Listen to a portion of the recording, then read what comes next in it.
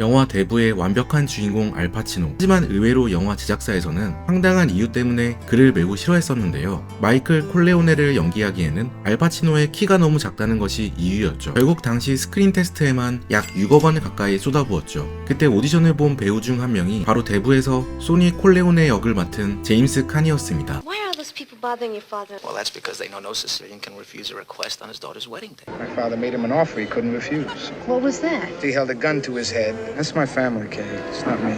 키가 크고 건장한 그도 주인공 마이클 콜레오네의 오디션을 보게 되죠. 하지만 코폴라 감독의 생각에 마이클은 거칠기만 한 마피아 두목의 모습이 아니라 따뜻한 마음을 가졌지만 가족을 지키기 위해 차갑게 변하는 내면의 고뇌를 표현해야 했고, 이 역할에 잘 맞는 배우는 알파치노 뿐이었습니다. 결국 감독의 고집 끝에 알파치노는 주인공 역으로 캐스팅되었죠. 사실 감독 프랜시스 코폴라는 워낙 고집이 센 감독이었는데요. 그는 영화의 완성을 위해서라면 작은 디테일에도 집착하는 모습을 보였습니다. 한번 함께 보실까요?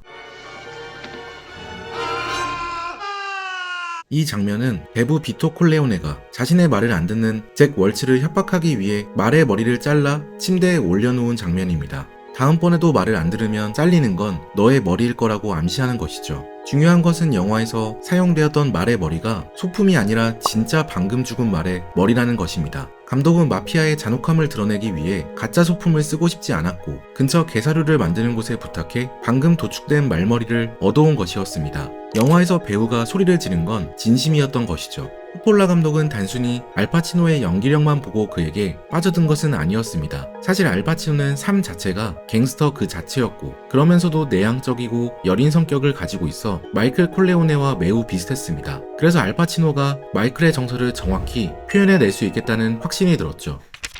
갱스터의 삶. 알프레드 제임스 파치노, 줄여서 알파치노는 실제 배우로 활동한 잘생긴 아버지 살바토레 파치노와 아름다운 어머니를 빼닮으며 태어났습니다. 우수한 신체적 유전자와 달리 이들의 경제 상황은 좋지 못했는데 15살에 고등학교를 중퇴한 아버지 살바토레는 17살에 어머니와 결혼하여 신발을 닦으며 근근히 돈을 벌고 있었습니다. 하지만 그런 생활도 오래가지 않아 바람둥이였던 아버지 살바토레는 알파치노가 태어나고 2년 만에 가족을 버리고 떠났습니다. 이후 그는 총 5번의 결혼을 전전하다가 심장마비로 생을 마감했죠. 어린 시절 부모님의 이혼은 알파치노에게 큰 영향을 주었습니다. 아버지의 부재, 버림받았다는 배신감과 외로움이 한데 섞여 문제아로 자라나기 시작한 것입니다. 당시 혼자가 된 어머니는 아들을 기르기 위해 친정이 있는 사우스 브롱스로 이사를 가 외 조부모님과 함께 지냈는데, 그곳에서 알파치노는 갱을 형성해 불량 청소년으로 유년 시절을 보냈습니다. 9살 때부터 담배를 피고 술을 마셨고 13살 때부터는 마리화나에 손을 대며 가끔씩 폭력까지 행사했죠. 이때부터 알파치노는 갱단의 리더였다고 합니다. 잘생긴 얼굴에 깡다구 있는 그는 자신보다 훨씬 덩치 큰 사람을 만나도 전혀 쫄지 않았죠. 길거리에서 그는 잘나가는 일진이었지만 학교에서는 문제아에 불과했습니다. 수업에 전혀 집중하지 않았고 학교를 땡땡이 치기도 했죠. 알파치노의 어머니는 아들 때문에 학교에 종종 불려가 꾸중을 들었다고 합니다. 선생님들은 홀어머니를 추궁하며 아빠가 없는 게 문제라고 비난했죠. 그러다 정말 우연히 알파치노는 자신의 인생을 바꿔줄 선생님을 만나게 됩니다. 선생님의 이름은 블렌치 로드스타인. 학교에서 연기를 가르치던 그녀는 알파치노가 수업 시간에 책을 읽는 것을 듣고 그가 연기에 재능이 있음을 간파했습니다. 그래서 바로 학교 연극에 캐스팅했고 그에게 연기를 가르쳐 주었죠. 알파치노는 처음으로 학교에서 칭찬을 들은 것이라 회상했습니다. 그리고 자신을 인정해주는 선생님에게 보답하고 싶다는 간절한 마음으로 연기에 임했죠. 사실 알파치노는 어린 시절부터 연기가 취미였었다고 합니다. 어머니는 어린 알파치노를 데리고 극장에 종종 데려갔었는데 그때마다 그는 영화를 유심히 기억했다가 집으로 돌아와 가족들 앞에서 오늘 본 영화를 연극으로 재현해냈다고 하죠. 이때부터 재능이 보였지만 어머니는 배우란 특별한 사람들이나 하는 것이라 생각했고 알파치노가 전문 배우가 될 거라고는 꿈에도 상상하지 못했다고 합니다. 하지만 블렌치 선생님이 집으로까지 찾아와 아들에게 연기를 시켜야 한다며 어머니를 설득했고 알파치노는 그 덕에 맨하튼에 있는 연기학교에 진학하게 됩니다. 이렇게 연기 인생이 꽃피게 되나 싶었지만 막상 알파치노는 학교를 얼마 다니지 않고 자퇴합니다. 학교에서 책으로 배우는 연기가 도저히 이해되지 않았던 거죠. 하지만 알파치노의 어머니는 그가 돌연 학교를 그만둔다고 하자 또 한 번 그에게 실망하며 아예 연기를 그만두라고 권유했습니다. 가난한 사람들은 연기하지 않는다며 그에게 자비리라도 하며 돈을 버는 게 낫겠다고 제안했죠. 당시 알파치노는 어머니의 말을 귓등으로 들었다고 합니다. 저는 어떤 위기에도 생존하는 사람이에요. 그리고 생존자들은 자신이 듣고 싶은 것만 듣는 법이에요. 자신의 꿈을 꺾으려는 어머니의 말이 듣기 싫었던 알파치노는 집을 나가 극단에 들며 연기 생활을 이어나갔습니다. 낮에는 최소한의 생활비용을 벌기 위해 버스보이나 수의 등의 알바를 전전했고 저녁에는 극단에서 연기를 하며 생활했죠. 하지만 집이 없었던 그는 곧 돈이 떨어져 먹을 것도 잘 곳도 없게 됩니다. 길거리에서 잠을 청하고 친구 집에서 눈칫밥을 먹으며 지내다가 그는 큰 결단을 내립니다. 바로 현재 자신에게 가장 경쟁력 있는 상품인 몸을 팔기로 한 것이죠. 그는 중년의 여성들과 잠을 자는 대가로 먹을 것과 잠잘 곳을 얻었다고 합니다. 다음 날이면 후회가 밀려들었지만 당시에는 유일한 선택처럼 보였죠. 그러면서 끝없이 오디션에 참가했다고 합니다. 문제는 알파치노가 금발의 미남이 아니었고 전형적인 이탈리아 사람의 얼굴이었기 때문에 그를 뽑아줄 영화사는 없었다고 합니다. 그래도 알파치노는 계속 꿈을 꾸었습니다. 저는 언젠가 기회가 찾아오리라는 걸 알았어요. 그 순간이 올 때까지 포기하지 않고 자리를 지키면 된다고 생각했죠. 하지만 곧 그의 인생에 최대의 암흑기가 찾아옵니다. 바로 그의 나이 22살에 어머니가 돌아가시게 된 것이죠. 이듬해는 외할아버지까지 돌아가셨고 한순간에 알파치노는 사랑하는 가족을 모두 잃게 됩니다. 영화라면 어머니의 무덤 앞에서 꼭 성공하겠다고 다짐하고 인생이 바뀌겠지만 알파치노의 인생은 영화처럼 흘러가지 않았습니다. 그는 크게 절망했고 연기를 포기할까도 생각했죠. 그때 그의 인생에 또 한 명의 선생님을 만나게 됩니다. 그 당시 그는 액터스 스튜디오라는 극단에 합격하여 들어가는데 거기서 연기 코치였던 사람이 바로 리 스트래스버그였죠. 리 스트래스버그는 대부2에서 하이먼 로스를 연기한 배우로 연기를 가르치는 것에도 매우 뛰어났던 사람입니다. 그는 알파치노에게 메소드 연기를 가르쳤고 이곳에서 알파치노는 터닝 포인트를 맞이합니다. 실제로 그는 얼마 후 갑작스럽게 대부에 캐스팅되며 엄청난 성공을 맛보게 되죠. 그리고 그의 실제 인생의 사랑이자 대부 속 아내 다이앤 키튼과도 만나게 됩니다. 대부의 등장. 앞서 대부 촬영 당시 파라마운트 제작사에서 알파치노의 캐스팅을 반대했다고 언급했었는데요. 그 배경에는 또 다른 이유도 있었습니다. 당시 제작사는 코폴라 감독이 마음에 들지 않아 했고 그가 결정한 것은 무엇이든 사사건건 반대한 것이죠. 사실 대부는 매우 성공한 동명의 소설을 원작으로 하고 있었기 때문에 제작사에서 기대가 매우 큰 작품이었습니다. 그래서 애초에 감독을 캐스팅할 때 잘나가던 황야의 무법자 감독 세르조 레오네이나 피터 보그다노비치 감독에게 오퍼를 주었죠. 하지만 이들은 대본을 훑어보더니 마피아를 찬양하는 영화라며 거절했습니다. 결국 파라마운트는 당시 놀고 있던 프랜시스 포드 코폴라를 꽝 대신 닭으로 고용하게 된 것입니다. 그는 전작 레인피플의 실패로 빚을 지고 있었기 때문에 돈이 급했었고 저렴한 가격으로 영화를 제작해주겠다며 나섰죠. 하지만 제작사는 별다른 이력이 없는 감독을 믿기 어려웠기에 영화 제작 내내 그를 신임하지 못했습니다. Godfather was just like non-stop anxiety, wondering when I was going to get fired. Like, what a piece of junk, and that guy doesn't know what he's doing. 심지어 제작사에서는 대부의 상징적인 존재 비토 콜레오네를 연기한 말론 브란도도 반대했었습니다. 감독은 말론 브란도 배우가 완벽하다고 생각했지만 제작사에서는 말론 브란도가 성격이 안 좋은 데다가 이제 퇴물 아니냐며 반대했죠. 실제로 말론 브란도는 제멋대로 행동하며 현장에 마음대로 늦게 나타나거나 촬영을 지연시키기로 유명했습니다. 하지만 연기력은 매우 뛰어나 그를 마음에 들어하지 않던 제작사도 비토 콜레오네를 연기하는 모습을 보자 인정할 수밖에 없었습니다.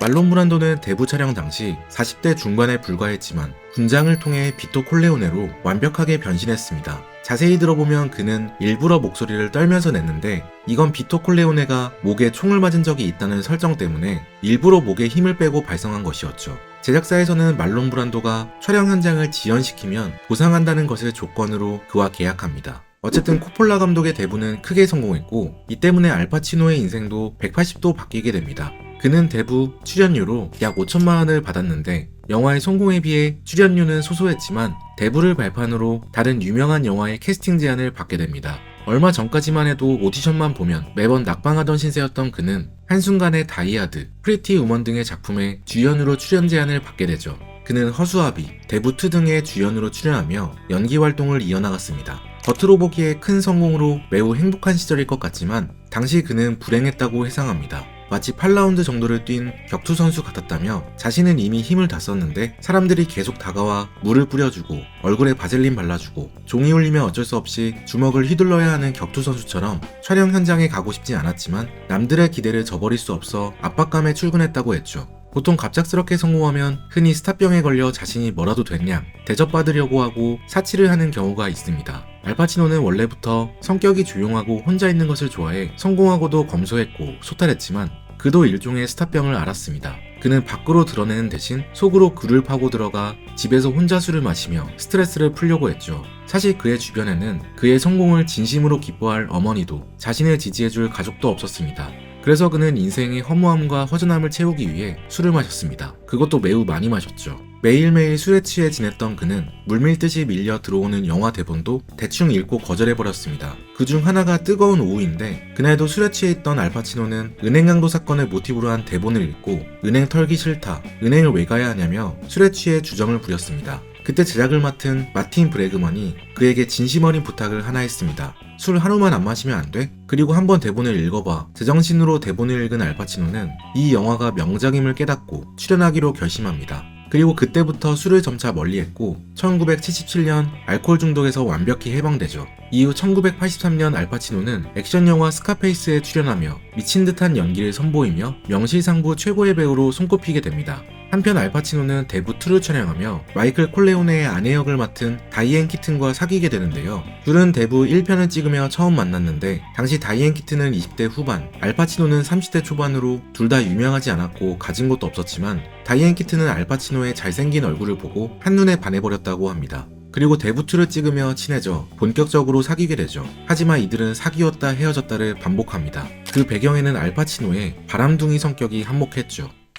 바람둥이 알파치노. 부모님의 이혼으로 아버지가 안 계시던 알파치노는 인터뷰에서 자신의 아버지에 대해 이야기하는 것을 극도로 꺼렸습니다. 그런 그가 딱 한 번 아버지에 대해 이야기한 적이 있는데요. 저희 아버지는 결혼을 5번 했어요. 이게 뭘 뜻하는 거냐면 우리 아버지는 결혼 생활을 참 좋아하는 사람이라는 거예요. 그러니까 5번이나 했겠죠. 하지만 이건 모두 습관성 결혼이었어요. 알파치노는 아버지가 결혼을 진지하게 여기지 않고 매번 결혼했다 이혼했다를 반복하며 마치 습관적으로 결혼을 하는 것에 회의를 느껴서인지 본인은 단 한 번도 결혼하지 않았습니다. 자신은 여자를 좋아하고 친한 여자친구도 많지만 결혼을 하고 싶지 않다고 밝혔죠. What was it like working with Al Pacino? I'll be frank. I mean, he was beautiful. Yeah, I had a big crush. 알파치노에 푹 빠졌었던 다이앤 키튼은 그의 곁에서 불안한 마음을 달래주었습니다. 알파치노도 다이앤 키튼과 있으면 마음이 편안해졌고 심적으로 충만한 생활을 할 수 있었죠. 사실 다이앤 키튼은 알파치노의 작품 생활에도 큰 영향을 미쳤습니다. 자유로운 영혼이었던 알파치노는 스카페이스 이후 또 한 번 집에서 칩거하며 시간을 보냈는데요. 4년간 아무 일도 하지 않으며 집에서 시간을 보내자 돈이 점점 떨어져 갔고 이 모습을 본 다이앤 키튼은 알파치노에게 화를 냈다고 합니다. 너 옛날처럼 새방에서 다시 살 수 있을 것 같아? 그러기엔 너는 이미 부유한 생활에 익숙해졌어.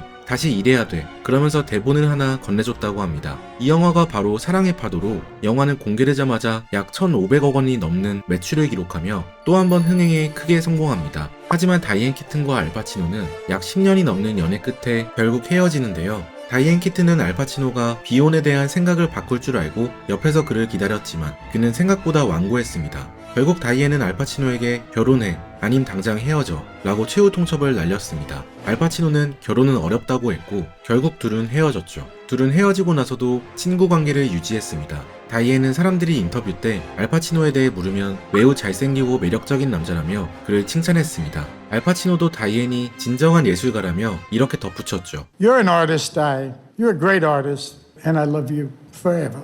사실 알파치노는 의외로 한번 사귀기 시작하면 꽤 오랜 기간 연인 관계를 유지했습니다. 그의 공식적인 첫 여자친구 질 클레이버그와는 5년, 다이앤과는 16년, 루실라 솔라와는 10년 등 한 번 사귀면 꽤 장기간 연애를 이어나갔죠. 하지만 이들은 모두 알파치노의 헌신에 대한 생각 때문에 헤어지게 되었습니다. 단적으로 그의 전 여자친구 루실라 솔라는 그를 연기라고 표현했는데 그는 마치 연기처럼 잡으려고 하면 잡히지 않아요. 그게 여자들을 미치게 만들죠 라며 그를 절대 잡아둘 수 없다고 불평했습니다. 알파치노는 대체 왜 한 여자에 정착하기를 꺼렸을까요? 어린 시절 아버지의 부재와 어머니의 죽음이 연관이 있었습니다. 책 꿈의 인문학에 따르면 우리 성격에 영향을 미치는 초자아는 어린 시절 부모의 양육에 크게 영향을 받는다고 합니다. 이후 초자아는 스스로를 검열하고 규제하는 기능을 담당하는데 어린 시절 아버지의 부재에 상처받았던 알파치노는 그 경험이 머릿속에 남았고 80살의 나이까지 불안정한 가족의 모습을 떠올려 자신의 행동을 규제한 것이죠. 실제로 그의 여자친구들은 모두 알파치노가 자신에게 정착하고 결혼하기를 바랐지만 알파치노는 결혼을 받아들이지 않았고 이들은 결국 이별하는 것으로 끝을 맺었습니다. 대신 알파치노는 혼의 자식들이 있는데 이들에게는 좋은 아빠가 되기 위해 최선을 다했다고 합니다. 저는 제 아빠처럼 되고 싶지 않았어요. 아이들을 위해 있어주고 싶어요. 최근 알파치노는 83세의 나이로 또 한 번 아들을 낳게 됩니다. 상대는 그보다 54살이나 어린 29살의 여자친구 누르 알팔라. 이 문제로 개방적인 미국에서도 한바탕 소동이 일게 되죠. 신자 테스트. 알파치노는 영화를 찍었다 하면 대박 행진의 연하의 여자친구까지 사귀며 부유한 삶을 이어간 반면 그와 대부에서 호흡을 맞춘 코폴라 감독은 대부 이후 또다시 실패를 반복했습니다. 마음의 저편 350억 원 적자, 커튼클럽 304억 원 적자, 병사의 낙원 102억 원 적자로 계속해서 적자를 내자 돈이 급해진 코폴라 감독은 이번에도 대부를 통해 인생 역전을 꾀하죠. 사실 코폴라 감독은 대부2까지 찍고 나서 콜레오네 이야기가 완성되었다고 생각해 더 이상의 속편은 없다고 생각했습니다. 파라마운트 제작사에서 끊임없이 러브콜을 보냈지만 모두 무시했죠. 하지만 돈이 급해지자 그는 결국 파라마운트의 제안을 받아들여 대부 3편의 메가폰을 들었습니다. 감독이 되자마자 그는 가장 중요한 알파치노 섭외에 힘을 썼는데요. 사실 마이클 콜레오네 역은 알파치노에게 운명에 가까운 역할입니다. 둘은 공통점이 많은데 우선 알파치노의 할머니 할아버지는 이탈리아 코를레오네 지역 출신으로 이 지역에서 마이클 콜레오네 성이 만들어지게 됩니다. 또 알파치노는 어린 시절부터 대부에서 비토 콜레오네를 연기한 배우 말론 브란도를 닮았다는 이야기를 많이 들었다고 합니다. 실제 영화에서 말론 브란도가 자신의 아버지 역할을 맡았으니 알파치노가 마이클 콜레오네를 연기한 것은 운명이라 할 수 있죠. 대부3에서 알파치노는 약 110억 원의 출연료를 받고 섭외에 응했습니다. 대부 1편에서 출연료 5천만 원을 받은 것에 비하면 크나큰 성장이었는데 의외로 바로 이 부분에서 문제가 생기게 됩니다. 다른 배우가 알파치노의 출연료를 질투한 것이죠. 대부에서 톰 헤이건으로 출연했던 배우 로버트 듀발은 알파치노의 출연료를 우연히 알게 되고는 자신의 출연료를 맞춰주지 않으면 출연하지 않겠다고 선언한 것입니다. That's why at this moment you're the only one I can completely trust. 로버트 듀발이 연기한 톰 헤이건은 콜레오네 가문의 양아들이지만 친자식처럼 콜레오네 가문에 충성하는 인물입니다. 변호사인 그는 콜레오네 가문의 해결사이자 신뢰를 상징하죠. 원래 대부3에서는 마이클 콜레오네와 톰 사이에 분쟁을 그릴 예정이었으나 로버트 듀발이 출연료 문제로 나오지 않게 되면서 그의 분량은 전체 삭제되고 맙니다. 대부3 캐스팅에서 하나 더 문제를 겪은 것이 바로 마이클 콜레오네의 딸 메리 콜레오네를 섭외하는 것인데요. I remember you. Who's your father? I'll give you a hint. He's Italian. 사촌을 꼬시는 관능적이면서도 대담한 메리의 역으로 감독은 줄리아 로버츠를 뽑고 싶었지만 그녀의 스케줄 문제 때문에 출연이 불발됩니다. 그러자 갑자기 가수 마돈나가 자신이 출연하겠다며 나섰죠. 감독은 마돈나의 적극적인 모습을 보고 고민했지만 그녀가 나이가 너무 많다는 생각에 이번에는 감독 측에서 거절합니다. 그리고 여러 여배우들을 고민하다 갑자기 자신의 딸 소피아 코폴라를 돌연 캐스팅합니다. 사실 코폴라 감독은 자기 가족을 영화에 등장시키기로 유명했습니다. 자신의 여동생 탈리아에게 마이클 콜레오네의 동생 코니 콜레오네의 역을 주었고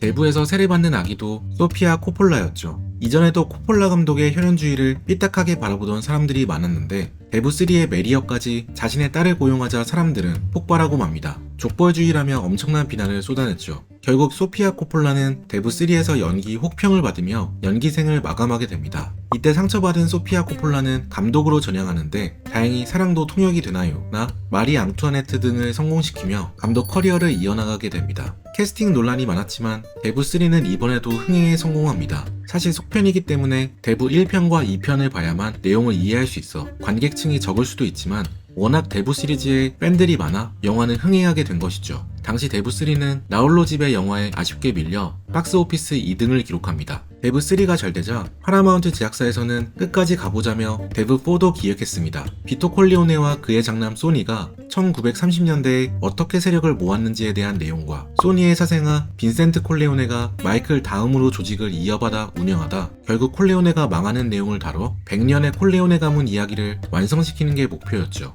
레오나르도 디카프리오가 어린 소니 콜레오네 역으로 거론되며 영화가 실제 제작에 들어가나 싶었지만 작가 마리아 푸조가 갑자기 죽고 속편 제작은 흐지부지 되게 됩니다. 이후 파라마운트 제작사에서는 괜찮은 이야기가 있다면 후속편에 대한 계획도 있다고 언급했으나 코폴라 감독이 절대 속편은 안 할 거라고 못 박았죠. 한편 알파치노는 데브3의 성공 이후 여인의 향기,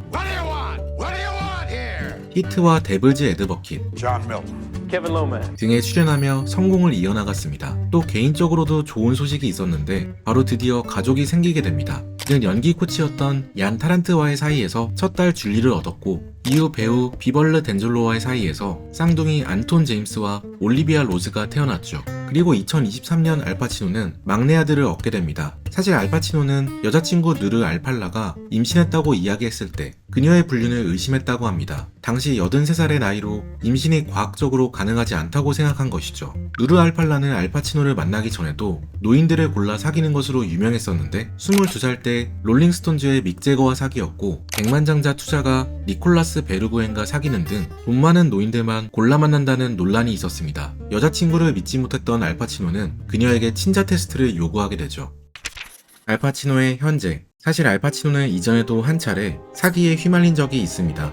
그의 자산을 관리해주던 회계사 케네스 스타가 사기를 저질러 몇십억 원을 잃게 된 것이죠. 당시 케네스 스타는 연예인들에게 접근해 경제 및 정치 쪽에 아는 사람이 많다며 자신에게 돈을 맡기면 무조건 돈 벌게 해주겠다고 꼬셨다고 합니다. 그의 말에 우마 서먼, 나탈리 포트만 등 수많은 할리우드 연예인들이 넘어갔고 업계에서 유명해진 케네스 스타는 그 유명세를 이용해 더 큰 투자금을 받았습니다. 하지만 사실 케네스 스타는 사기꾼으로 연예인들의 투자금을 건실한 기업이나 부동산에 투자하는 대신 자신의 집을 사거나 외식을 하는 등 사치스러운 생활을 하는 데 모두 써버렸죠. 심지어 아내와 이혼하고 스트리퍼랑 결혼한 뒤 더 신나게 상류층의 삶을 즐겼습니다. 당연히 그의 말로는 초라하게 끝이 나는데 그는 연예인들에게 고소되어 옷장에 숨어 있다가 결국 경찰들에게 붙잡혀 감옥에 가게 됩니다. 하지만 그가 사기친 돈을 보상해주지는 않았죠. 사기 피해자 중 한 명이었던 알파치노는 의외로 이 경험이 괜찮았다고 합니다. 스스로 어떤 위기에서도 생존할 수 있는 사람이라고 믿는 그는 후회하는 건 소용없는 것이라 생각했고 현실이란 이런 거니 일이나 해야지 라고 마음먹었다고 하죠. 실제로 알파치노는 인생의 여러 위기를 긍정적으로 받아들였습니다. 누르 알팔라가 임신한 아들이 자신의 친자로 밝혀지자 계획한 임신은 아니었지만 곧바로 아이를 환영했습니다. 참고로 알파치노는 알팔라와의 아들 로만 파치노 덕분에 전 세계적으로 나이 많은 아빠 30위권에 진입하게 되었습니다. 그는 비록 늦은 나이이지만 새로운 자식을 얻은 게 매우 특별한 것이라 밝혔습니다. 그리고 자신의 아빠처럼 되지 않기 위해 이번에도 책임을 다할 것이라 말했죠. 대부의 명대사처럼 말이죠. You spend time with your family? Sure I do. Good. Because a man who doesn't spend time with his family can never be a real man. 어릴 적 기억이 어떻게 몇 년이나 몇십 년, 심지어 평생 지속될 수 있는지에 대해 책 꿈의 인문학은 이렇게 설명합니다. 우리는 특정 기억만 불러내고 다른 기억들은 전부 잊어버리는 데 능숙하기 때문이다. 인간은 자신에게 가치 있는 기억 외에 중요하지 않은 것들은 대부분 잊어버리기 때문에 오히려 중요한 기억을 저장하는 능력은 극도로 뛰어나다고 하죠. 여러분들의 인생에 여러분을 규정짓는 기억들은 어떤 것들이 있으신가요? 책 꿈의 인문학에는 인간의 의식과 무의식에 관한 흥미로운 내용이 많이 담겨져 있습니다. 불면증이나 자각몽 등을 경험해보신 분들이나 꿈의 비밀이 궁금하신 분들이라면 꼭 한번 읽어보시기를 추천드릴게요. 지금까지 책트포킹이었습니다. 오늘 함께 읽은 책 꿈의 인문학, 저자 시타르타 히베이루. I know that I'm well away from being a perfect